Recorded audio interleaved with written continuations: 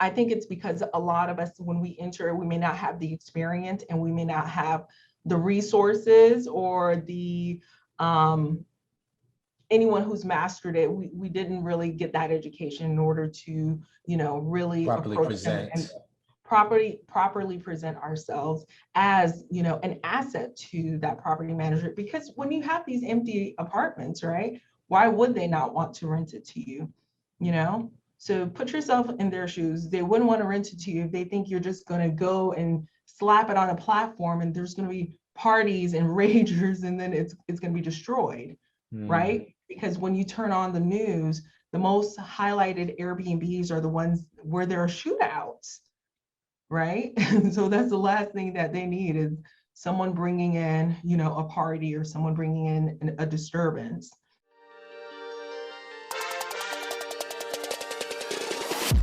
You're listening to the Rich State of Mind Show, the podcast made to make you the total package in the entrepreneurial world and give you what we call a rich state of mind.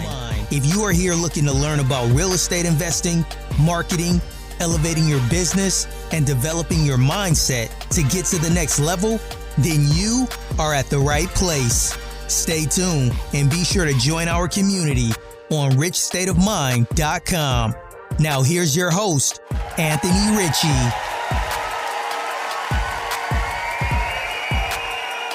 Hey everybody, welcome to another episode of Rich State of Mind. I'm talking to Rachel Gainsborough. Rachel and I are talking about short-term rentals, and to be more specific, we're talking about her luxury short-term rentals that she produces. These short-term rentals have been able to produce for her over 6 figures in annual income. This is a massive because it hasn't taken her as 20, 30, 50 units to do this. She has done this with a small amount of rentals in comparison for those of us that use long-term rental platform like myself.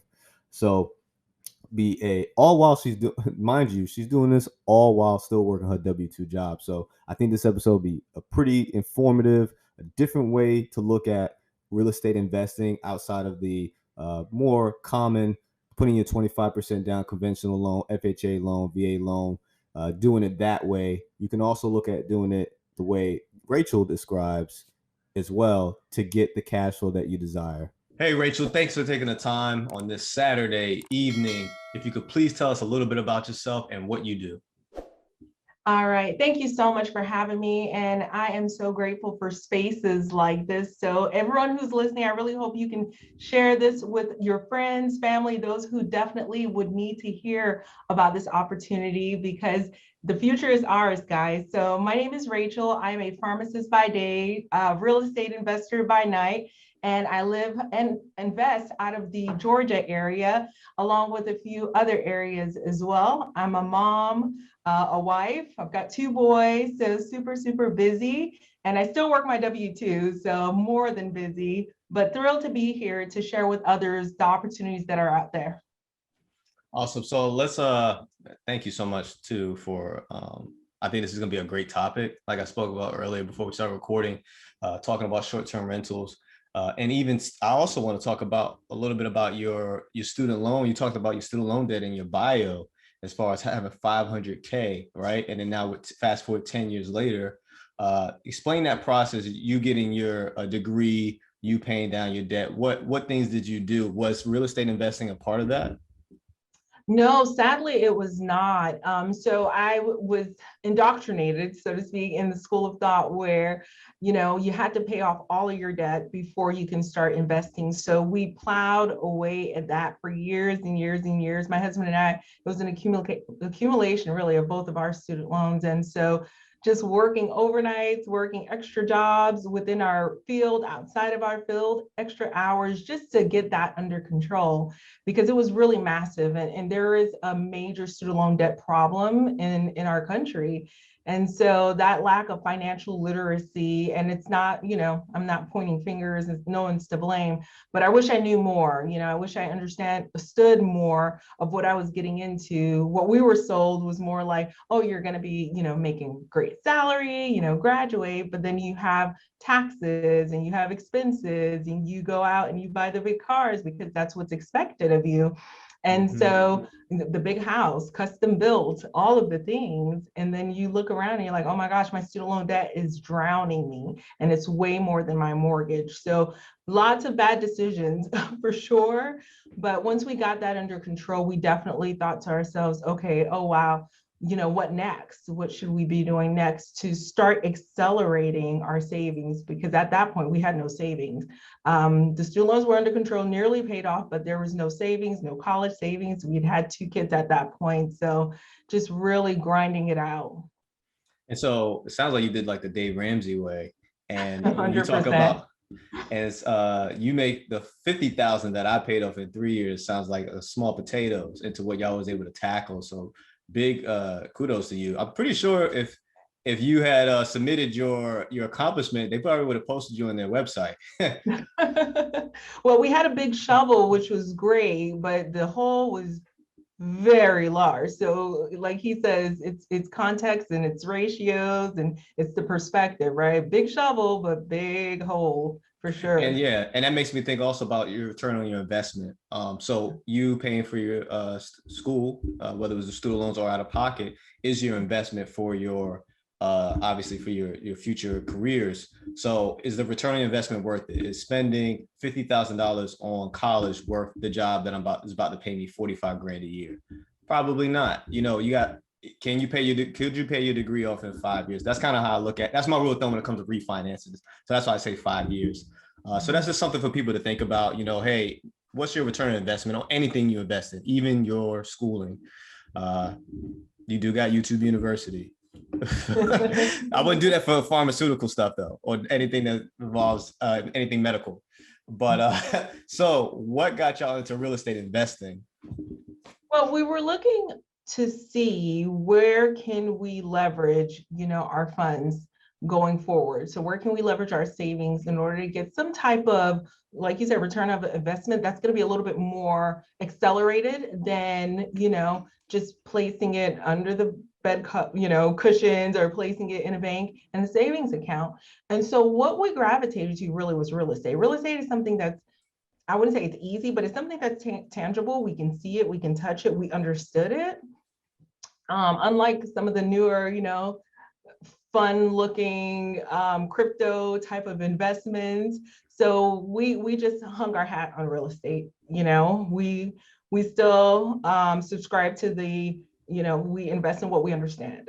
Exactly. So we understood real estate.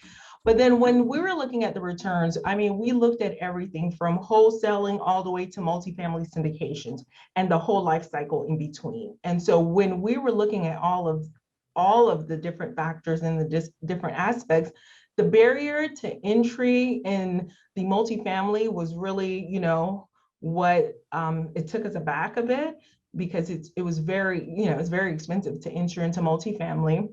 Syndication is a skill in and of itself, where you're raising money, raising capital, and all of that stuff. So that requires a network and a skill set that we yet did not have. Wholesaling requires hours that we didn't have, hours in the day that we didn't have. So we thought, okay, we would purchase a property and we would be landlords. But then when we saw the $300, $400, $500 a month return and the level of effort that it would take to get those types of returns, and the types of returns that my colleagues were getting, we're like, oh my goodness, this is going to be a long haul, However, when we looked at short-term rental investing, we saw that it was anywhere from 3 to 10x that return. Yeah. So that really got our attention. And so we started off with short-term rental investing, and we haven't looked back since. And so what is short-term rental investing? And then do you use a system like Airbnb or another type of host? Yeah, absolutely. We use Airbnb, Verbo. We use Furnish Finder, Corporate Housing by Owner. I'm a girl who loves diversification. I'm not loyal to just one way of hosting. We also use our direct booking site as well. So we use a whole host of things in order to get our properties marketed to as many eyes as possible. That is the goal. And so you mentioned about 3x, 10x. Do you find yourself, how are you able to remotely manage these properties? So, as I mentioned before, I'm a busy girl, right? I've got my W-2, I'm still in healthcare, I've got kids, I've got my husband, I've got, my own education that I'm providing for and in real estate investing for others.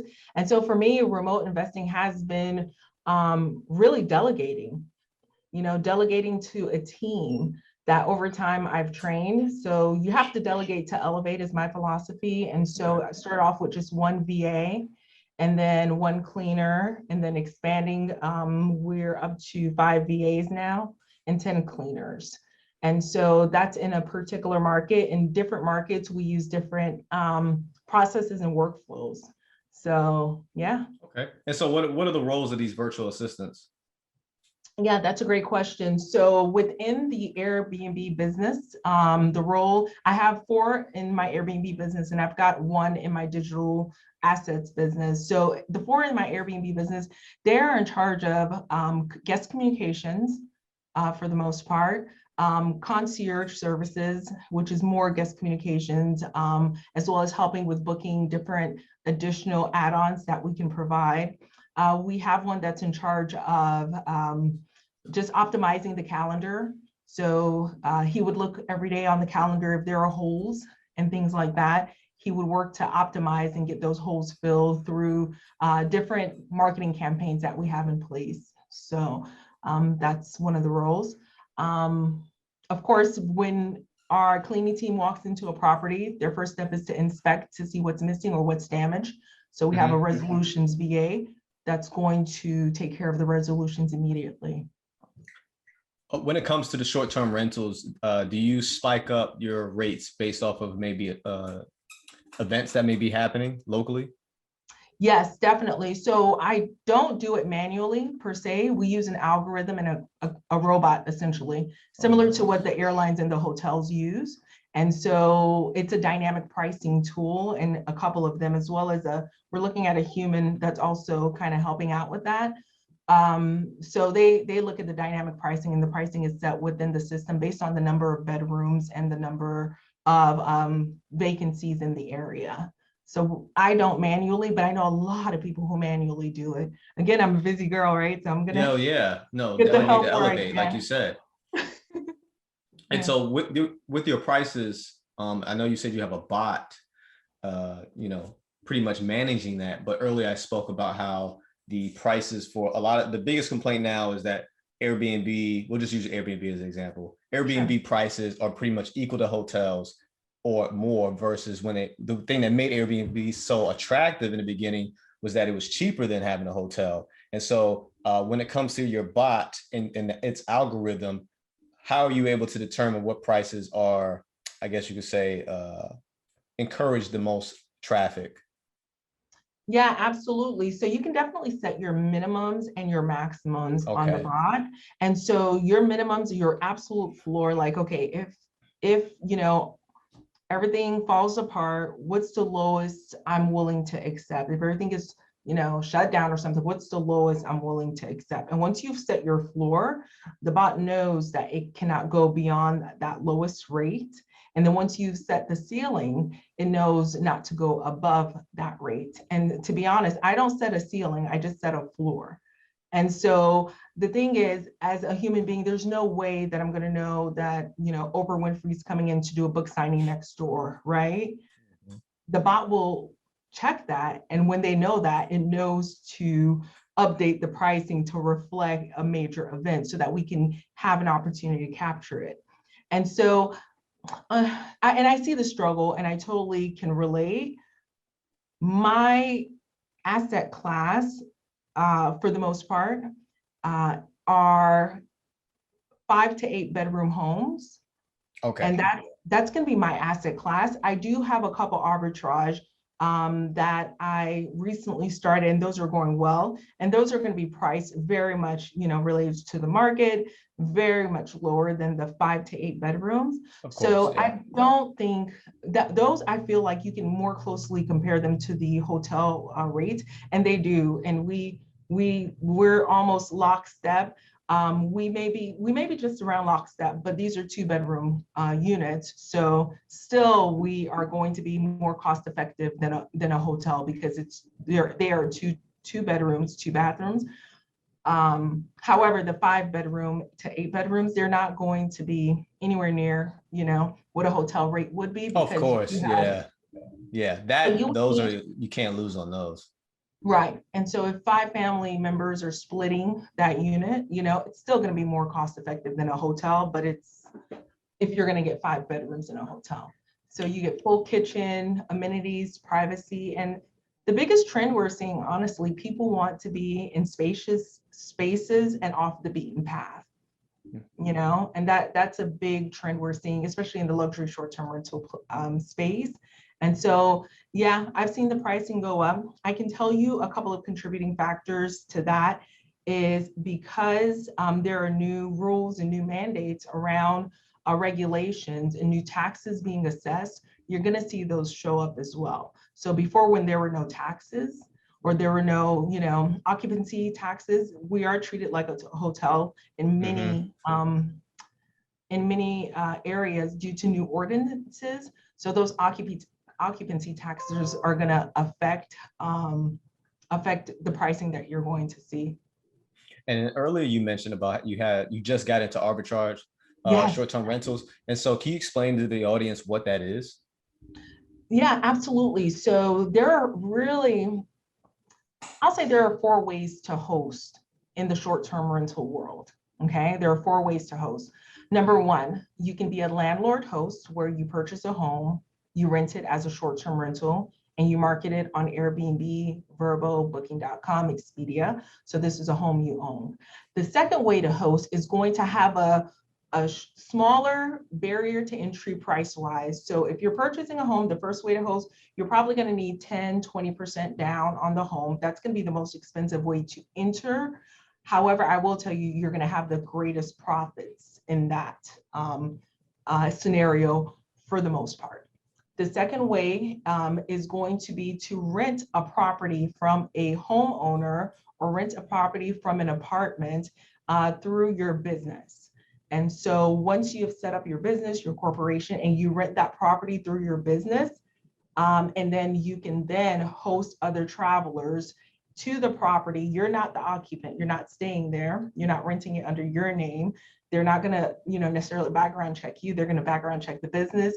But they recognize that you are not the occupant. So once you rent it that way, you hold the master lease and you hold control of that unit. You can then rent it to traveling professionals or anyone who's traveling to the area. So that is arbitrage, essentially. The third way to host, and I will tell you, there is, opportunity there for sure. You start off paying your first and last month's rent, a couple of deposit, maybe a few fees here and there. No more than $5,000, I wouldn't think, to get started in terms of those types of fees. And then, of course, you would furnish the property. The third way to host is through property management co-hosting. And I'll just focus on the co-hosting because of property management, there's a lot of legality that comes with it, such as you would have to be a realtor in that state a lot of the times, and it just depends. So let's just focus on co-hosting. So co-hosting is going to be the smallest barrier to entry. You essentially start with zero money in the game. Okay, you're partnering with a homeowner. Say there's a homeowner who has their property on Airbnb. They're not quite, generating good revenue. They don't have time to really communicate with the guests. You come alongside of them and you partner with them. You're on top of the communication. You're on top of their pricing strategy. You're on top of the guest, satisfaction. You help with the design of the space, reorganize things, but they're the ones who invested in the property, and you would break off a percentage of the revenue that comes in every month, say 10 to 35%, depending on your level and your lift. So those are the top 3 ways to host in the short-term rental arena. When it comes to subleasing or leasing underneath your business name, have you had any issues with landlords or realty companies allowing you to sublease underneath and host guests? So let's be really careful with subleasing, the terminology. So Yeah. I don't know all the background with it, but subleasing is not legal in a lot of states. Yes. So what we're doing is not subleasing. What we're doing is holding a master lease, which is different. And Okay. so you go in as a corporation and you're a corporate housing solution, essentially. Gotcha. Okay. Oh, okay. Yeah. Okay. So you do have to set up yourself. You have to get your branding together. You wouldn't go in and say, hey, I want to, just rent this apartment and I'm gonna Airbnb it.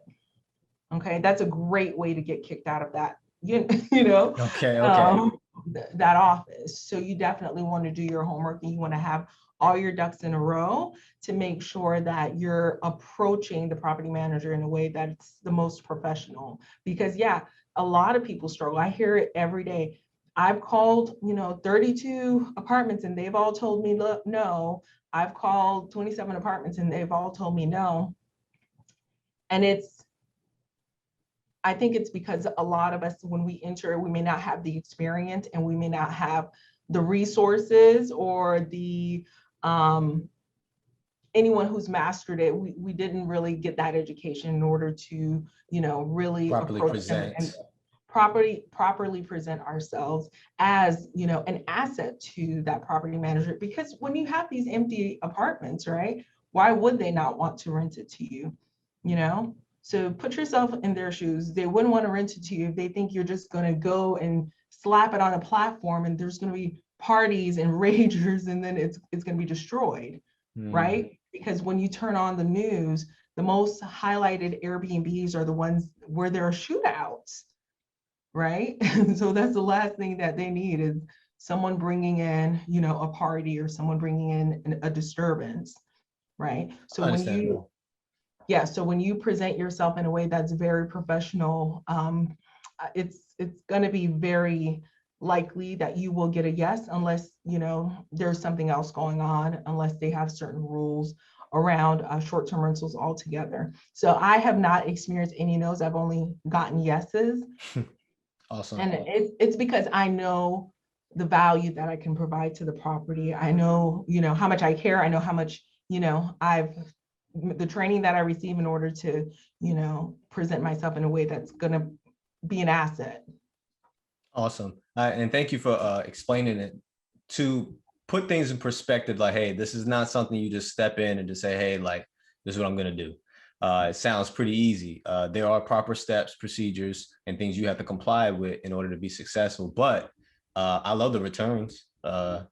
It's fairly easy. If somebody's doing $100 a day and your rent, let's say your rent is $1,500 and you're averaging $100 and at least 25 days out of the year, out of the month, then that's 2,500 and your rent's 1,500. So awesome. you can't really beat that. And that's probably me being very generous, because probably if you're paying 1,500, at least in this area, I could probably easily charge 150 a night, actually, in my area. That's what I was going to say. Yeah. 135 at the minimum. Yes. So that's for easy math. You can and obviously, like what you were explaining, you do delegate, so you do have to break up some of the profits, but don't let that people that are listening, don't let that discourage you from still delegating certain tasks, because it allows you to work on more things and elevate, like you say. I'm gonna use that over and over again. Delegate and elevate. It allows you to continue to grow, because the common theme here, and that we've said in multiple episodes, is that it's better to work on your business vice in your business. You will not see growth. You'll have a pretty much a plateau, and you'll never reach anything higher. So that's a skill in itself, you being able to delegate and manage those individuals. And that's why I was asking, like, how are you able to manage this remotely? Because I know you're not boots on ground every day, and with a high virtual assistants, which is key. Which, by the way, what platform were you able to find your virtual assistants through? Fever, or how were you able to find them? Yeah, that's a great question. So I love the working on your business and not in your business, for sure, because you know what? Honestly, I tried to hire my own virtual assistants, right? And that became a full-time job in it and of itself. Because guess what? My superpower is not human resources, and everyone looks great on a resume, right? So how do we really know that this resume is going to translate into a good work? And then if your resume is not that great, how do we know that you're not going to be a good fit? And so I found myself, I hired myself for another job, essentially, and that is an HR rep. And so after a few failed attempts of hiring my own virtual assistant, I went to a staffing company. And there are a couple out there. There is onlinejobs.ph and virtual staff finder. And those were really great resources. And so these are folks who that's their expertise. When they know what it is that you're trying to do, they can pretty much match you with a few virtual assistants. And so we got matched with two. No, we got matched with three, and you get three for a one-time fee, and then they're out of the equation after that. And what I did was, and you're always worried about revenue, you're always worried about, are you going to have enough to pay them and those things? But I put them all three on a part-time basis, almost like a little bit of a competition. Let's see which three of you can really pick up and which will work. Two of the three worked. One is a manager, and then the other one is an assistant manager. And then they were able to onboard two more Oh, and train okay. and, So and they then train brought, them. okay. And was that a part of that program, or that's something you came up with? That's something I came up with. I was like, okay, this is going great. We're growing. I need more people like you. And so, yeah, one had a relative that was looking, and then they trained them, and it's been going well. Of course, there are bumps in the road, and you have to come up with your processes and systems in order to evaluate from a very objective perspective. Okay, here are the 7 things we're supposed to accomplish this week. Where are we? Were we Oh able to yeah. accomplish them? So that kind of thing. So it's very comprehensive, but yeah. And so they brought in a few more, and then it's been fantastic. So as far as the communication, and I love the guest communication piece, but I had to take myself out of that just because it was taking up so much time. There's so many things that I said, okay, I'm going to do real quick. I forgot what it was. I was doing something in Canva. I was going to stick something onto something. After 3 hours, I was like, what am I doing? My talent and my superpower is better doing, the vision, growing the business, not necessarily some of that stuff, even though I do find it to be fun. But, let's talk about a time efficiency perspective. Yes. And so definitely the guest communication, the only time I got a message about a guest in the last couple of weeks was, someone had left a gun in the unit and wanted us to mail it. And so those things get escalated to me. Not happening. Like, And oh so my I'll give God. you a good example of that. So when I started Rich State of Mind, and when I started our real estate investment company, Strong Home Properties, I did a lot of things manually. I built the website. I found the property managers before I completely converted all of our units over to us. And a lot of it was hands-on because I wanted to touch it. It was my baby. But what I found myself with doing was I spent a month creating the website. I found myself pretty much every day having something to do with our rental properties, calling somebody, calling a lawyer, calling a plumber, something like that. And now that we've gotten more mature, and definitely thanks to COVID, right? Because COVID definitely had a lot of entrepreneurs pivot. And speaking of entrepreneurship, I wanted to make sure before I go further into my story, that's what I like about entrepreneurship is you're creating jobs, by the way. And that's what I love about it. But back to the story. So fast forward a couple of years, and now you talked about Canva, right? So I create my YouTube thumbnails through Canva. And it doesn't take too long, but what I am doing is an ebook. I'm writing my first book, and you can make it in Canva. And I was looking at it, playing around with it, with all the words that I had typed. I said, I'm not doing this. Yeah. I'm not. I'll pay the $200 for my editor to edit the book, and then we'll do enough marketing to make sure we get a return on investment, and I can spend my time doing something else. And so I do believe in knowing a little bit about whatever that topic or task is so that you know what expectations are. So when my website editor comes back, I know what coding and what things he needs to do in order to make it right. It's just, I don't have the time. And there's a couple of things that even I don't know how to do because that's just not my field at all. I'm strictly through YouTube University and trial by error on building a website, but I do appreciate the time I did put in. So when it comes to our articles, it comes to our video editing, our audio editing, stuff like that, I'm able to like, no, that's not what it's supposed to be like. It's supposed to be like this. And man, it's really cool to hear how I really like that, how you got two guys that really are starting to expand things for you through proper training and your due diligence because you are, like I said, you're working on your business and it allows you to do other things now. Because now, like we'll speak about later, you're building your own luxury beach rental from the ground up. So what I wanted to go to was, I want people to know, how did you get your first short-term rental? How did you purchase it? Yeah, so it was a funny story. Actually, we were looking to get started. Like I said, we just said, okay, we're going to go short-term rental. So we're looking everywhere. We're speaking to people. We're trying to find the deal of the century. I'm a frugal girl by nature, so I'm looking for the deal of the century. So we got an alert from a wholesaler. There was a house in Alabama.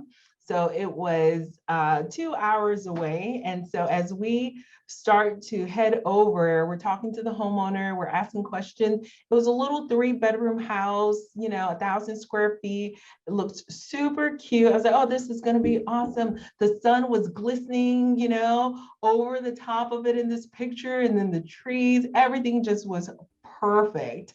And so as we are approaching the property, I'm like, okay, this is all right. This is looking like underdeveloped country. Like I'm from an underdeveloped country, so I can tell you.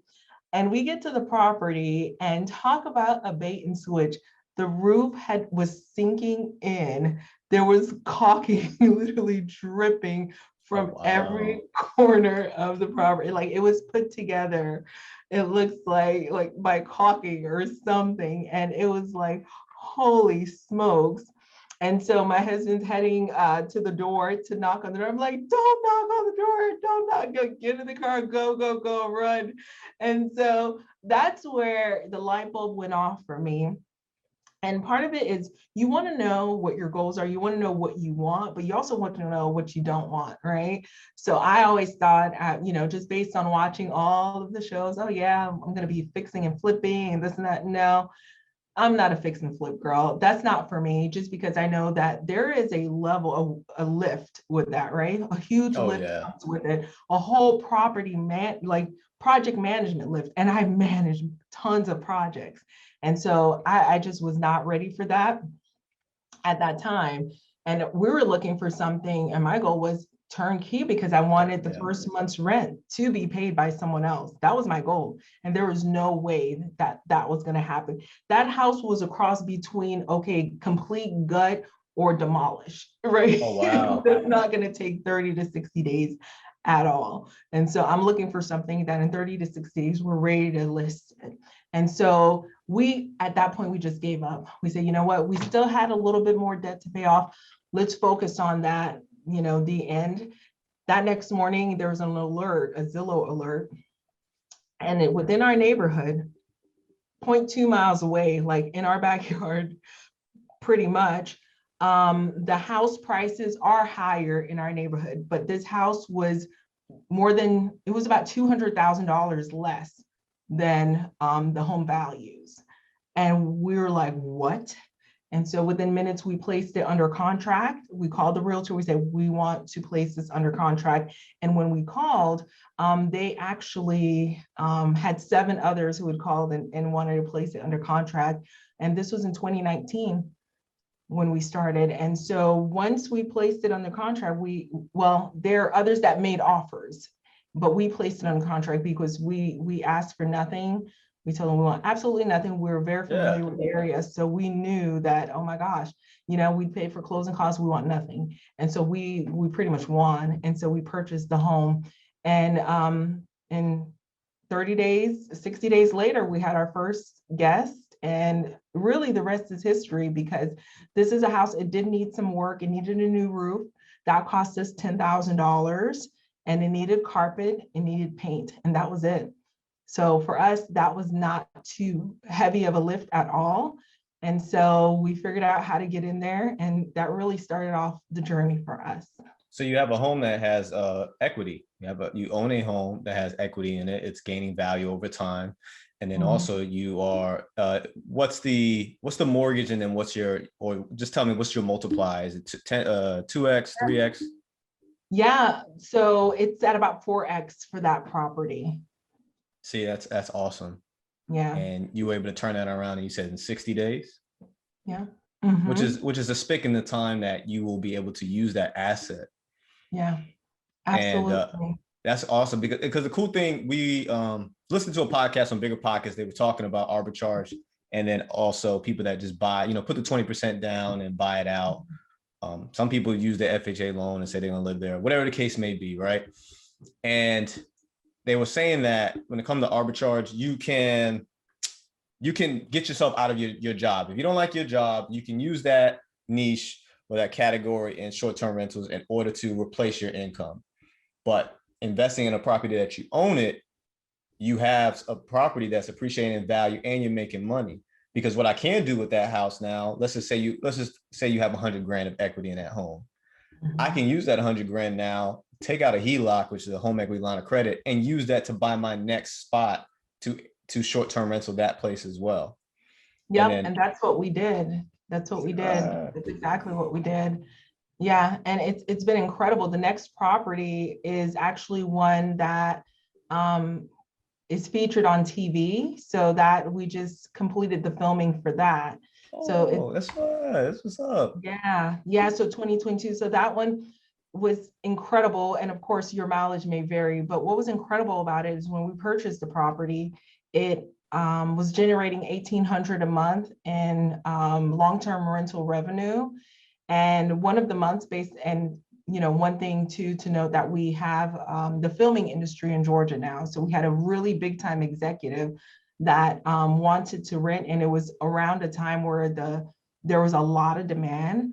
So it generated $28,000 in one of the months, and it was incredible. And so that one got featured on TV just as a investment property on a show that I can't disclose anything about until due to my NDA. But it's really incredible. It has an opportunity to really change your life. Short-term rentals, it really does.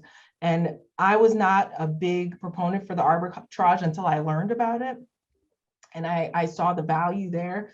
And I find it to be a way to kind of diversify, especially when the market has spiked in the home values. Like, you're not going to be buying 8 houses a month, I don't think. Maybe you can, you're probably finding deals. I'm not finding deals that are within my budget right now.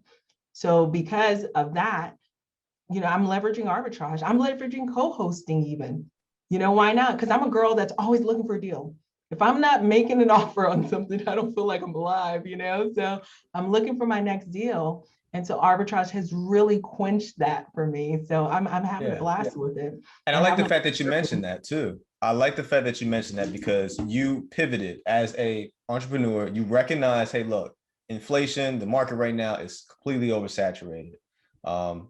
So how can I still create business? I can go in this route.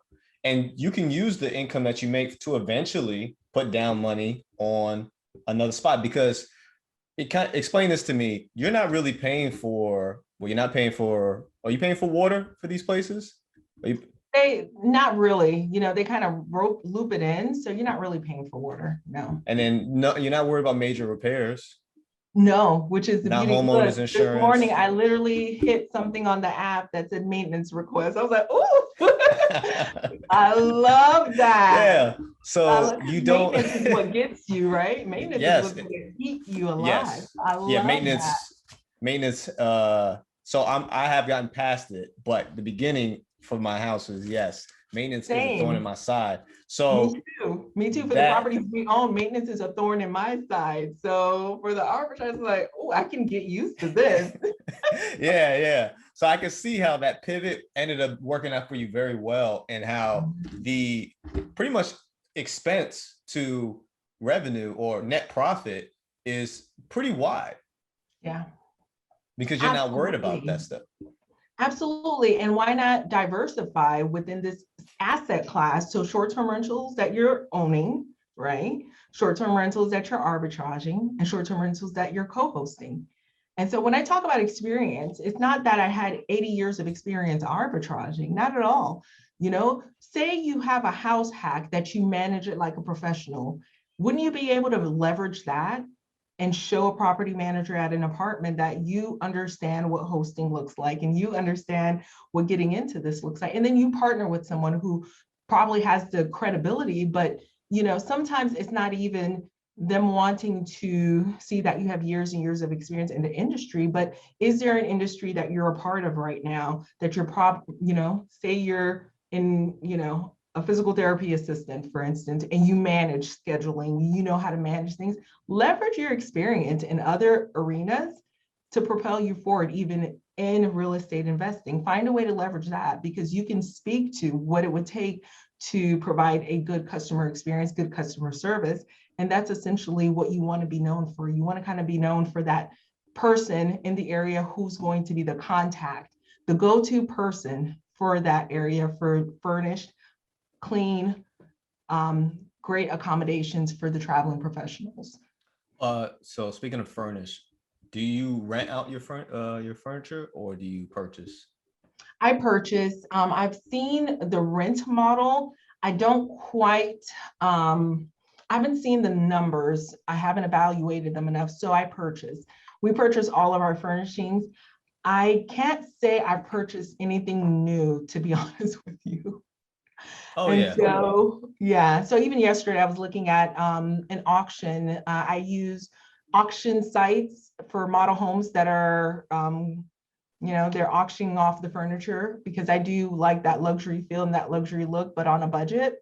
So I use auction sites. I use estate sales in really high-end neighborhoods, and I just go in and make them an offer and tell them, close the door, I'm buying everything. And so that works too. So yeah, I like really high-end furniture, but I'm not buying them in a store. All right. So what is your best performing short-term rental? Yeah, I would say our best performing short-term rental is actually one in our own backyard. So we have properties that we're co-hosting and managing in the Poconos of Pennsylvania. We have the one in Georgia that, as I mentioned a little bit earlier, was a part of the movie industry rental. So that one is actually the best performing short-term rental. We have a plot of land that is in Florida on the Panhandle. And so right now that's a hot place to be near Destin. And so we're getting some crazy offers on that a lot as well. But yeah, our best performing short-term rental is the one that we have in Georgia.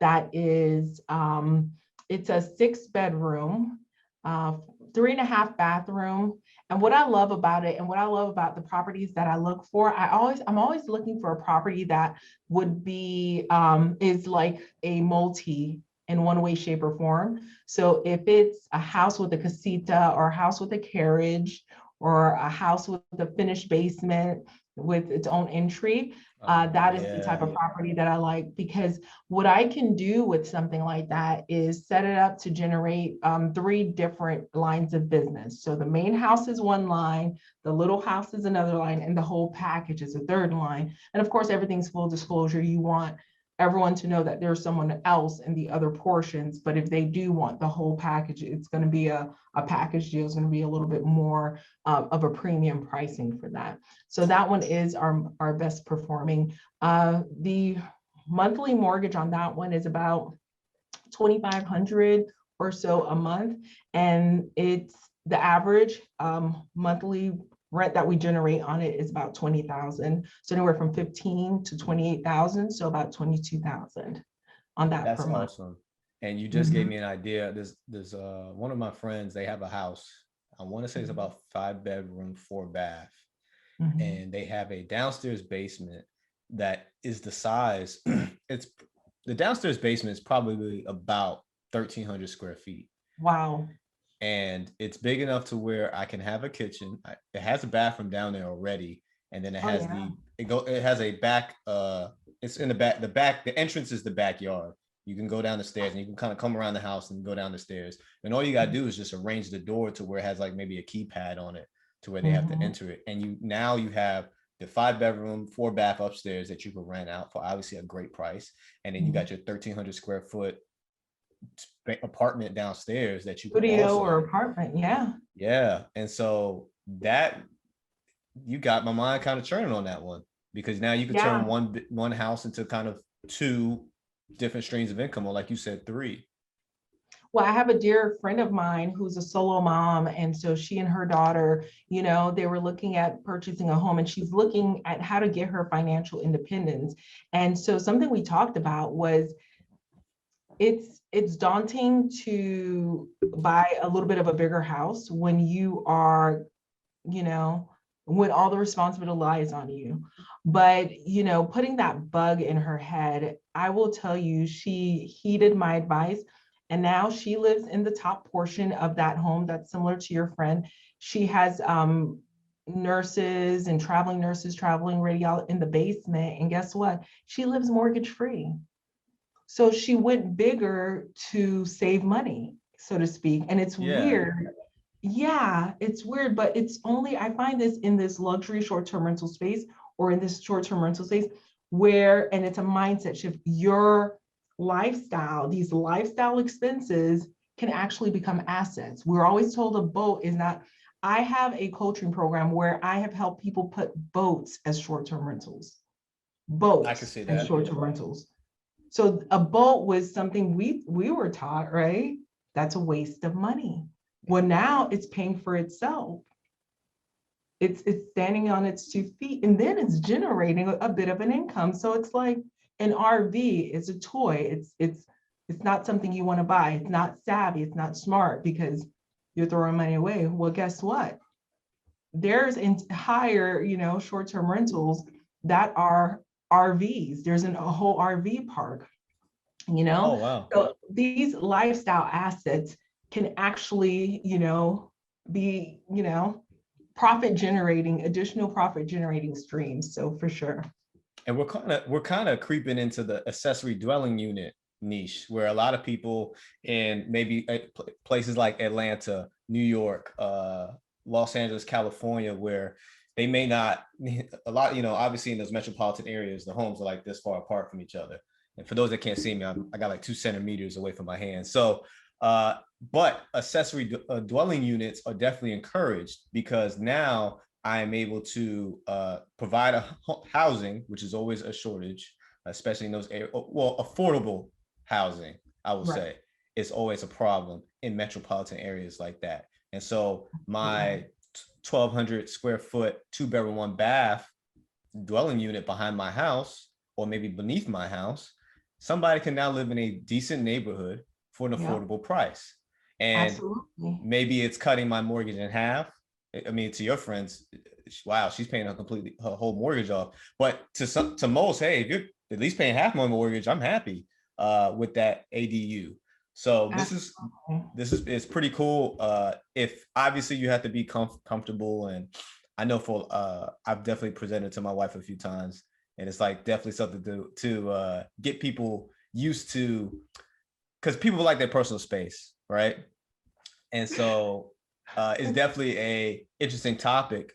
It kind of reminds me of those Uber drivers. I've seen Uber drivers, female Uber drivers, where they don't drive at night. If they do, it's with another woman, right? And so I can imagine the safety aspect of how some people feel when it comes to that. But I know that there are certain ways to protect yourself, and then obviously you screen these individuals as well to make sure that you are safe. Because I know that's some people's concern. But I've heard more good stories than bad stories with this. It's funny you would say that, because you just reminded me, my family were anti this, just totally against it when we first got started. But afterwards, like, oh, okay. When the guests, and I'm a pet friendly accommodations, and that's something I'm going to be talking about in masterclass coming up soon. People want to travel with their pets, end of story. And so that's how we stand out. But when you have a guest that comes with the cutest little dog, and you see the little dog in the yard every time, my kids who are like, absolutely not, they fall in love, and so definitely you screen. But yes, my family was against it at first, but when they saw that there was more, like you said, good than negative, oh yeah, they're all for it. They're all for it now. So for sure, I love a house hack. There isn't a house hack that, I try to house hack everything. I think my niece, she just dropped her off to college, and she ended up with a 2-bedroom unit. I was like, oh, who's living here? She said, no. I said, okay, we're listing this bad boy tonight. For sure. But of course, taking all the precautions, because I'm very, very, concerned about safety as well. So there are ways to do the screening to ensure that your people who are coming into your home are the right people. Exactly. And Yeah. so earlier I talked about you building a luxury beach rental from scratch. And so my first question would be are you using a turnkey / builder company? Explain your process with being able to build something like this? Yeah, so I feel like our stories always take a turn, right? So we went into this area, and I'm a numbers girl. I'm super analytical, and I wanted to identify for myself, where are the areas, vacation rental areas, that are operating at the highest level, okay? Because I think it was a knee-jerk reaction of working 60, 80, 100 hours a week. I wanted to find that one property that would retire me. So my goal is a little bit different from a lot of other investors. I do have door envy. When someone tells me they have 100 doors, I'm like, but really my goal is, how do I operate the least amount of properties that generate the highest profitability? So I doubt you'll ever see me as a 100-door girl, probably 8-door, we're at 20 doors between all of the assets right now, both owned, operated, managed, arbitrage. So probably 1 or 2 more in the next couple of years. So we're doing, that's the level we're operating in.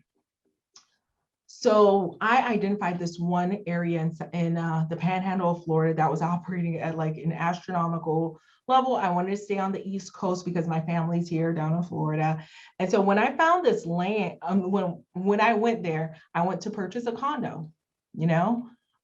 I was thinking lowest barrier to entry.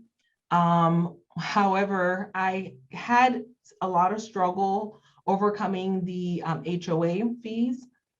And I just kept looking, and I kid you not, the lending barriers became more and more prevalent, because with condos, there are so many rules, so many lenders aren't able to lend on condos, because if a unit or if a building has more than 30% that are short-term rentals, then that building has lost its FHA certification or something of that. There's a percentage. And so now I have to deal with commercial lenders, and I have to deal with portfolio lenders, and I have to deal with bigger down payments, bigger interest rates. And I'm a girl, I love cash reserve. If you're going to empty my bank account for a deal, I don't sleep well at night, right? And so that's where I was. And finally, my realtor, and it's so important to have a good realtor in that particular market. My realtor back home, I wouldn't ask them to advise me on a property out of state, right? Mm-hmm. So I found a great realtor through recommendations in that particular market. And he says, why don't you buy this piece of land? And I was like, land? No, I'm trying to buy something turnkey. And he just kept hyping it. He sent me some specs. He goes, this land. So he showed me 3 condos. We found one that I like. That was like, I want to say the numbers were astronomical, over $500,000, just astronomical numbers, but we're going to try to push through and make it happen, Mom and dad would chip in, whatever, we're going to make it happen. But I just couldn't sleep at night. It was a condo. The HOA, monthly HOA at that point was $1,100 a month. So after you pay your mortgage, you still have this $1,100 a month. And so I had a hard time with it, but the land was 120,000. I was like, oh, okay. But what would we do with it? So it was in a new community, newly developed. Well, it was developed years ago, but it was making a comeback. All of the lots that were there that weren't sold after the crash, they were starting to get sold, and it was beautiful. It was, it still feels underdeveloped. There's so many trees, and it just was beautiful. I drove through. There was not a specific lot I was looking at the time. It was raining. I drove there. I was like, oh my gosh, this looks great. Double gated community. And so I put an offer on it, and we got it, and we purchased it. We worked with an architect. It's a custom home. We worked with an architect. We drew it out, and so it's going to be a main house with a carriage house, a one bedroom carriage house in the back. And I mean, I think it's going to be incredible. So with COVID though, finding contractors, finding the builder, all of that, finding the materials to build, all that took so much time. So it is a slow process, but I really think that's going to be the shift that I'm going to move towards, just because when you're in this space, you know, in order to kind of, I guess, reduce your CapEx, your capital expenditures, in terms of having to fix a whole bunch of things, you know, when you have a new construction, it's not that everything's perfect, and I've seen where it's not perfect, but that's going to reduce your CapEx some. Oh yeah, for sure, because you know that roof is new. You didn't have to spend $10,000 to get a repair. You built it up, and it's good for 20 years or so. I think I can see how this could be your next thing that you stick to, because it's even though yes, you do spend up money, you know, permits and putting the money down and buying the land and stuff like that, you can't sleep good at night knowing that you don't have to worry about the piping being 100 years old. Yeah, absolutely, absolutely. So I'm having fun with it for the most part. So we'll see how it goes. It's going longer, and that's something I always tell people. It's always like twice the time they tell you it's going to take, and 30% more the money they tell you it's going to cost. Yes, so, this is true. Yeah. What's your website? I want people to be able to go to your website for your booking. Sure. So go to www.shorttermgems.com. That's www.shorttermgems.com. SHORTTERMGEMS.com. And do y'all have any social media links or social media handles that you want to promote? Yeah, I absolutely do. So on Instagram, you can find me at Short Term Gems. That's short, SHORT .TERM.GEMS on Instagram. And on Facebook, I actually have a Facebook community of 1,000 other luxury short-term investors that I manage that group. So we have fun talking about deals in there, talking about struggles, like in the Poconos when bears get into the trash, which is a thing. And so definitely, it's called Luxury Rental Investing for Financial Independence. So that's luxury real estate investing for financial independence. So it's a long one, but I'll send you the link for sure. Yes, definitely. And then also, finally, what is your rich state of mind? What is your big why as to why somebody who spent as much time and money on your degree and, you know, a great career path, by the way, you decided to transition into the real estate investing world? What is your big why on that? My big why is that I was tired after years and years, like I mentioned before, paying off student loans, tired of trading my time for money, looking for that time freedom so that I can set my own schedule, do what I want to do when I want to do it. And so for me, it's the time freedom to spend it with my family, to spend it with my loved ones. Some of them are aging at this point. And so for me, my biggest why is definitely the time freedom. Awesome. And definitely, like I said, return on your investment, trading time for money, working on your business, not in your business. These are some key things that people, I think people get stuck at, and it probably gets stuck to the point they get frustrated and they quit doing something that they were going to really love if they just worked a little smarter and not harder in certain categories. So I appreciate that you brought up these particular thought process and different ways that you are able to elevate your business to give people the idea like, okay, I am using 20 hours of my time messing around with Canva. How can I outsource? Do I got another $5? Hey, because I know on people on Fever, they only charge $5 for a thumbnail. So do I have $5 spent on a thumbnail so I can use that extra 30 minutes to probably read and maybe do some research on something else that I need to do? So just keep that in mind for those that are looking into growing their business, being entrepreneurs, and whatever you want to do, because this is something that is across the board. It's not just in regards to real estate investing. Anything when it comes to business, you need to be able, in order to grow, you need to be able to know how to manage, how to lead, how to delegate, and keep people on board with their tasks. Because I know weekly meetings, and you have, hey, look, what's the status such and such, and then that I hate the long pause. Yeah, let me check my email. Like, come on. Like, we talked about this last week. That's one of my pet peeves. So thank you so much, Rachel. This is a gem, no pun intended on your handle, but this episode is a gem because it's something new.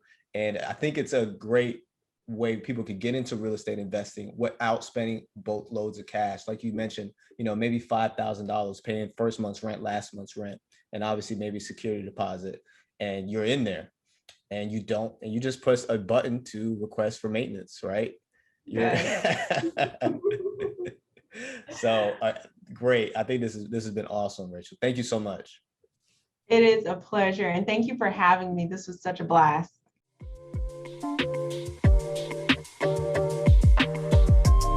Thank you for sticking with us from the start of the episode. Please share our show with friends and family, visit our YouTube channel, and view more of our content on richstateofmind.com. See you next week on the Rich State of Mind Show.